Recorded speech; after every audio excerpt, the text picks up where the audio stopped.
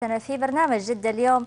زي ما تعودنا في فقرة صحتك بنعرف أهم المواضيع الصحية برعاية عيادات عيد كلينيك. هذه الفقرة برعاية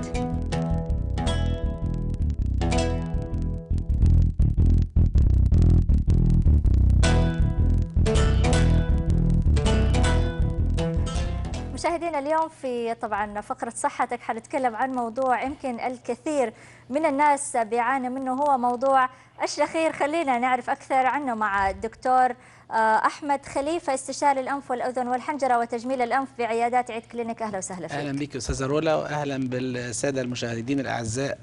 أهلا وسهلا قناة فيك. الديوان. أهلا وسهلا. ما أعرف دكتور، بالفعل الشخير مشكلة بيواجهها كثير من الناس فعلا صحيح؟ فعلا.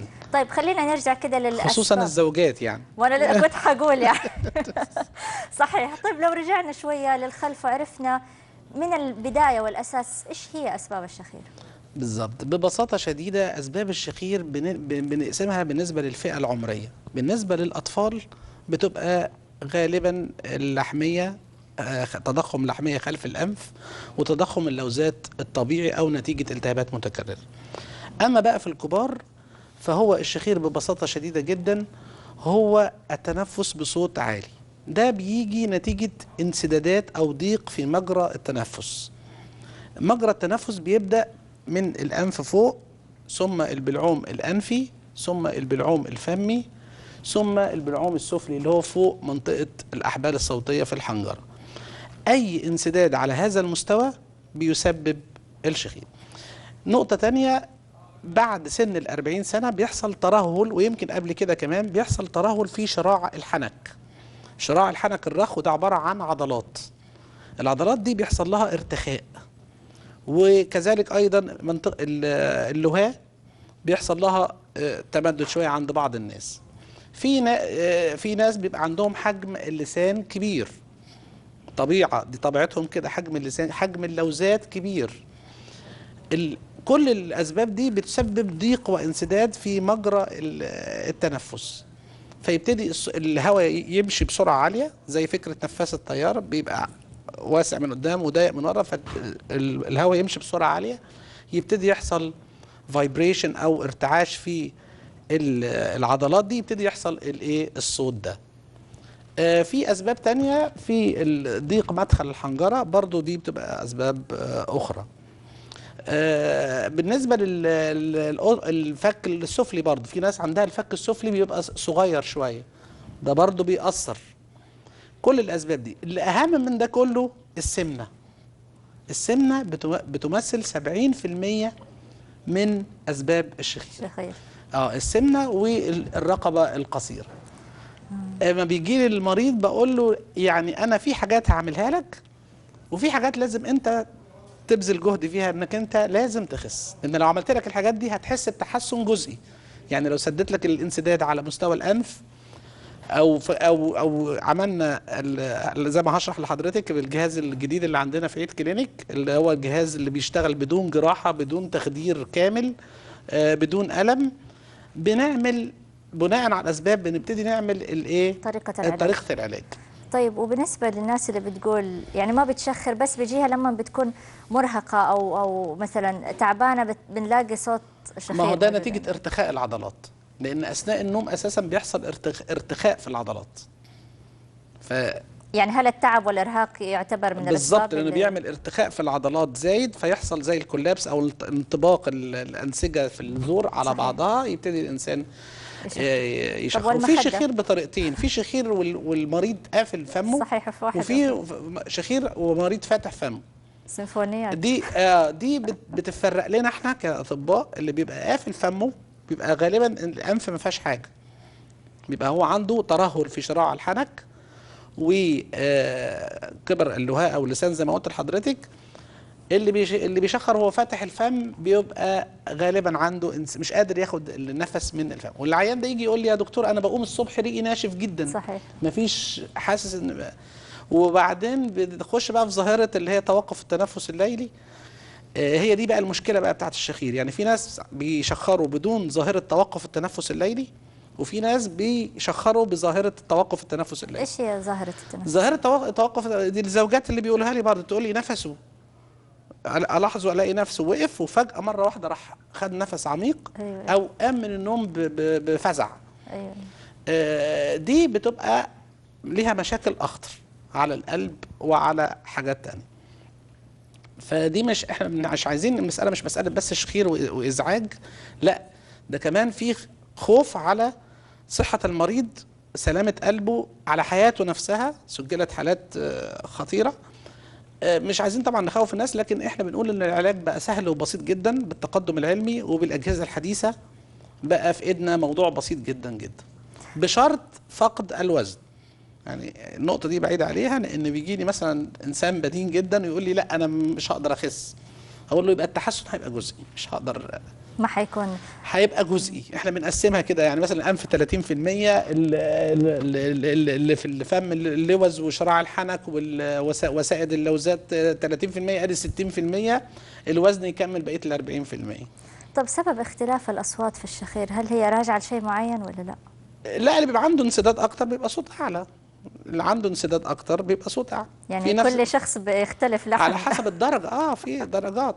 يعني احنا مثلا بنقول للعيان، انا هشبهها مثلا ده اللسان، بخليه في العياده يفتح بقه من غير خفض لسان ولا حاجه، بيفتح بقه يطلع لسانه بره كده.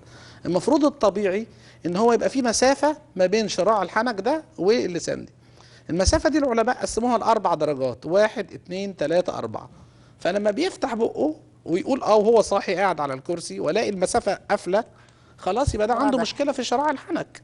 يبقى انا شغلي كله هيتركز على شراع الحنك وعلى اللهاء، او اذا كان حجم اللسان كبير هقول لحضرتك ازاي دلوقتي هنقلل الحاجات دي ونرجع المسافات دي تاني ازاي. طيب قبل ما نتكلم على الجهاز الموجود في عيادات عيد كلينيك، الناس اللي بتستخدم اللصق، وفي بعض الناس بتقول انه في لصق وتباع في الصيدليات بيخفف من الشخير، او هو ده في مدخل الانف فقط، يعني كانك بتعملي كده. يعني طبعا يعني ده يحسب مثلا 10 20%. واصلا في ناس بتتضايق ما بتقدر تحطه. مش علاج في طب والمخده، يعني في ناس تلاقيها بتشخر لما تحرك لها المخده ممكن يوقف. في مخدات فعلا طبيه بتعدل الراس، ده اللي عندهم اللي هم الشورت نيك او الرقبه القصيره، بتحسن الى حد ما، بس مش بنسبه، يعني ده تحسن جزئي مش كلي، مش علاج للمشكله كليا. العيان لازم يتعمل له اسسمنت او تقييم كويس.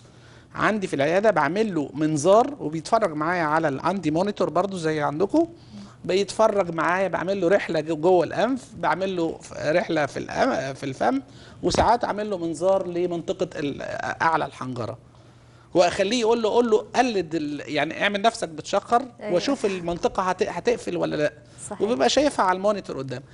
التقييم ده مهم جدا. بقيس وزنه طبعا، بشوف الكتله بتاعته، وبشوف الرقبه، حجم اللسان، لازم يتعمل له تقييم كامل. مش مساله ان هو هيستخدم حاجه بسيطه وتحسنه جزئيا يقول خلاص الموضوع صحيح. انتهى على كده، لا. صحيح. مش بالبساطه دي. دكتور، اغلب الناس يعني يمكن 90% الناس بتشخر، بس ممكن ما يكون عندها اي اسباب صحيه، او يعني ده سؤال جميل جدا احييك عليه. في جزء بيشخر من غير توقف التنفس الليلي. صحيح. اللي هو ما يقومش بالليل، او ما يقوليش يا دكتور انا اثناء النهار انا ما بشبعش نوم، انا بقعد في الشغل مش مركز، تعبان، كسلان. ده ما بيبقاش دخل المرحله العميقه في النوم، اللي هي مرحله الاحلام، الديب سليب، اللي هي المرحله الرابعه. كل ما يوصل للمرحله الرابعه يحصل كولابس، يقوم ويفوق. صحيح. فبالتالي هو ما نامش طول الليل كويس، برغم ان هو يقول لك ده انا نمت 8 ساعات بس متقطع. برافو عليك. صحي عليهم قد ايه؟ فهو ده اللي لازم نعالجه، لان ده اولا عشان يفيد شغله ويستفيد هو، ويبقى اثناء النهار يؤدي عمله. او اذا كان سائق مثلا ما ينامش اثناء السواقه. صحيح. اذا كان في اجتماع، اذا كان يعني في حاجات. يعني تقطيع النوم هذا فيه مشكله جدا. ما هتخليه يبقى عايز ينام اثناء النهار. مش هيركز. ممكن ما يبقاش مركز اثناء النهار، نفسه ينام، كسول، لان الجسم نفسه ما خدش كميه الاكسجين الكويسه، وهو كمان النوم بتاعه، الوقت الراحه بتاعه تقطع. وهذا بيأثر على الشخير مباشره. اكيد. ما هو ده يعني الشخير يؤدي الى كده. بس زي ما حضرتك السؤال الجميل، ان مش كل الناس اللي بتشخر عندها مشكله توقف التنفس الليلي. لازم اربط كويس جدا ما بين الشخير وما بين ظاهره توقف التنفس الليلي. توقف التنفس الليلي لا، دخلت مرحله الخطر، لا، لازم اتعامل معاه عشان ما يخشش في مشاكل، في ارتفاع الضغط، في مشاكل تاثر على القلب وهكذا يعني. والناس اللي يعني ما هي من طبعا ان هي تشخر، بس بتجيها ايام بتشخر، هذا ممكن بس يكون مجرد تعب وارهاق؟ ممكن، ما ده بنراقبه بقى، بعد ما لو نعمل له تنظير برضو، اذا لقينا اي حاجه ممكن تبقى حاجه بسيطه بتحتاج تدخل بسيط ويتحسن جدا، وممكن نراقبه ونقول له لا يعني انت يعني اديني مثلا كم مره في الشهر، يعني نسجل له اذا كان شيء ما فيهوش حاجه يعني عملت له تنظير وما فيهوش اي مشاكل، بقول له لا خلاص ما يعني يصير عادي مجرد تعب شويه وارهاق ده ممكن تفيد معاه الوسائد، تفيد معاه الحاجات البسيطه اللي حضرتك قلتيها دي. طيب سؤال مهم، هل برودة الجو أو حرارته بتأثر على الواحد في الشخير؟ يعني لو كان الجو بارد تلاقيه بيشخر أكثر، لو صيف ولا ما لها دخل؟ لا مالهاش، بس احنا اولا كلنا عايشين في الدول العربيه. صحيح، لكن أقصد لا يعني في مكان النوم ساعات بنلاقي المكيف جدا عالي، فهل مثلا بيسوي انسداد في الأنف؟ لا، في الناس اللي عندها بقى دخلنا في موضوع الحساسيه. في ناس عندها حساسيه من تغيير الحراره. الحساسيه بتؤدي الى تضخم الاغشيه المخاطيه في الانف والقرنيات الانفيه، وبالتالي تسد الانف ويصير الشخير. ده بنديله علاج حساسيه، بديله سبراي في الانف، اقول له حط السبراي ده قبل النوم اذا يعني ما كانش عنده اسباب تانية. الاسباب مره كثيره، الواحد يعني فعلا بالفعل لازم عمال يتوجه لطبيب. اركز عشان المشاهدين ما يتوهوش معانا. لا، لانه في ناس زي ما قلت لك في اسباب صحيه، وفي ناس بتقول لك لا انا ما عندي اي سبب صحي، فممكن يكون من الكلام اللي انتم قلتوه انه مجرد اكون تعبانه واغير مخده ولصق. فيعني الواحد قبل ما يشخص نفسه لازم يتوجه لطبيب. لا، لازم شرفنا في عيد كلينيك نشوفه علينا الاثنين، نطمنه على نفسه وعلى نفسها. طبعا هم في الرجال طبعا اكتر بكتير من السيدات اكيد يعني. النسبه عاليه جدا. طيب لو تكلمنا عن العلاجات او طرق العلاج اللي موجوده في عيادتك. احنا في عيد كلينيك جبنا جهاز جميل جدا اسمه التردد الحراري. العلاجات الاول كانت بالطرق الجراحيه، كنا نشيل اللوزات المتضخمه دي، نقصر حجم اللهاب، كل ده جراحيا. نشيل جزء من الوسائد اللوزات الاماميه والخلفيه، واللحميه، جزء من ترهل البلعوم نشده، بنسميها عمليه شد شراع الحنك لعلاج اضطرابات النوم. دي الطرق الجراحيه. طلعت الموضه بتاعت الليزر، عملنا بس لقينا برضو مشاكل في الليزر، انه بيعمل تليفات وبيعمل ضيق في المجرى. الجهاز ده جهاز جميل جدا، بيشتغل بطريقه امنه جدا، وبيشتغل تحت تخدير موضعي. بيشتغل بحاجه اسمها الراديو فريكونسي، اللي هي موجات الراديو، اللي احنا بنسمعها موجه اف ام 50 كيلو هرتز. الجهاز ده بيطلع 100 كيلو هرتز، وبيطلع من خلال مسبر بتخدير بسيط جدا موضعي زي اطباء الاسنان، امن جدا. بنعمل وغز للمنطقه اللي هي فيها ترهل، وبنشغل الجهاز ده بيعمل نوع من انواع الشد، بيغير في كيمياء الانسجه مؤقتا دون ان يحرقها. يعني الليزر كان شعاع قاطع حارق، لان درجه حرارته 300 درجه. الراديو فريكونسي درجه حرارته من 40 درجه الى 60 درجه. الدرجه دي ما بتعملش اي حاجه، بدليل احنا بنشرب الشاي مغلي 90 او 100 وبنشربه وما بيحصلناش اي مشاكل. صحيح. فالدرجه دي بتعمل اللي احنا عايزينه، بتعمل الانكماش المطلوب والشد المطلوب، وفي نفس الوقت بتحافظ على وظائف الانسجه. يبقى العيان كنا زمان مثلا نقص القرنيات، مؤلم. مش مساله مؤلم، يجي يقول لك انا تمام النفس تمام بس حاسه الشم قلت. تيجي متابعات مثلا اللي كنا بنحرق بالليزر، يقول لك تمام النفس تمام بس حاسه الشم او النسيج نفسه اتحرق، اتحول الى سواد، الى حرق. الجهاز ده امن جدا، زي ما بقول لحضرتك بيحافظ على الوظائف وبيؤدي الى نفس النتيجه اللي احنا عايزينها. بنعمل نفس الكلام ده في شراع الحنك، في قطع اللهاه، كل ده تحت تخدير موضعي زي شغل الاسنان بالظبط، بسيط في دقائق معدوده، والعيان قاعد بينزل يسوق عربيته ويروح عادي خالص، مفيش اي حاجه. انا ما بسميهاش عمليه، انا بسميها جلسه بدون تخدير، بدون اي تخدير شيء. موضعي زي شغل الاسنان. تخدير موضعي بسيط قوي، ما فيهوش اي مشاكل. وطبعا ده على مستوى العالم كله بيحصل كده، يعني احنا مش بنخترع حاجه يعني. هو طبعا الجهاز ده مصمم الولايات المتحده هي بس اللي منتجاه، حتى مش بينتج في اوروبا، هو الولايات المتحده بس. واحنا الحمد لله جبناه في عيد كلينيك عندنا وبنشتغل بيه، وجايب نتائج ممتازه جدا صراحه.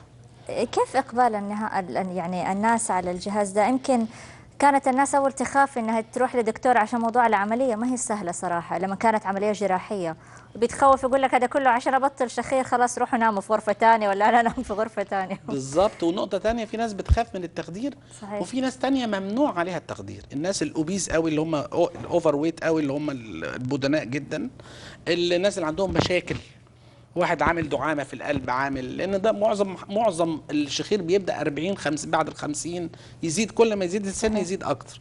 فيقول لي يا دكتور والله أنا متحمس وماشي بس بخاف من التخدير، أو التخدير ممنوع صحيح. عليا، أو في ريسك، في مخاطرة في التخدير.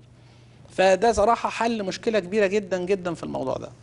جميل جدا. دكتور، عندنا استفسار من تويتر من سحر بتسأل هل عمليات التجميل لها دخل في الشخير؟ يعني لو أحد عمل عملية تجميل في الأنف. طبعا هم طبعا حبايبي اساتذه التجميل، احنا بنقول ان التجميل الانف بالذات، يعني يا ريت دكتور الانف والاذن يكون هو اللي بيقوم بعمليه التجميل. ليه؟ لان بيجي لنا صراحه ناس عامله عمليات جميله جدا وتسلم ايدينا الدكتور اللي عملها، بس يجي يقول لي يا دكتور بعد العمليه حصل لي انسداد في الانف. صحيح. هو دكتور التجميل العام بيشتغل على الشكل ممتاز جدا، لكن دكتور الانف والاذن بيبقى عارف ايه اللي جوه، بيشتغل ايه اللي جوه، اذا كان اعوجاج في الحاجز الانفي، قرنيات، لحميات. فانا بدي للمريض النتيجه دبل، وظيفيا وشكليا. ف يعني طبعا مش كتير من دكاتره الانف والاذن اللي هم بياخدوا السب سبيشاليتي دي، التخصص ده، بس انا ادعو ان هم، لان يعني هي دي المنطقه بتاعتهم ويجيدوا فيها كويس جدا يعني. أكيد طبعا. كل الشكر لك دكتور أحمد خليفة، استشاري الأنف والأذن والحنجرة، تجميل الأنف، معلومات جدا رائعة. الجهاز طبعا لوقف الشخير نقدر نقول وانهاء المعاناة. مشاهدينا، موجود في عيادات عيد كلينيك، أي أحد بيعاني من مشكلة الشخير ممكن يتوجه للعيادات ويستشير طبعا الدكتور المختص في هذا الموضوع، بإذن الله تنتهي هذه المشكلة. شكرا أستاذ رولا، ونتمنى الصحة والسعادة للجميع. شكرا لك. شكرا. مشاهدينا، أكيد بنكمل معاكم بقية فقراتنا بعد الفاصل، خلونا نعرف إيش صار.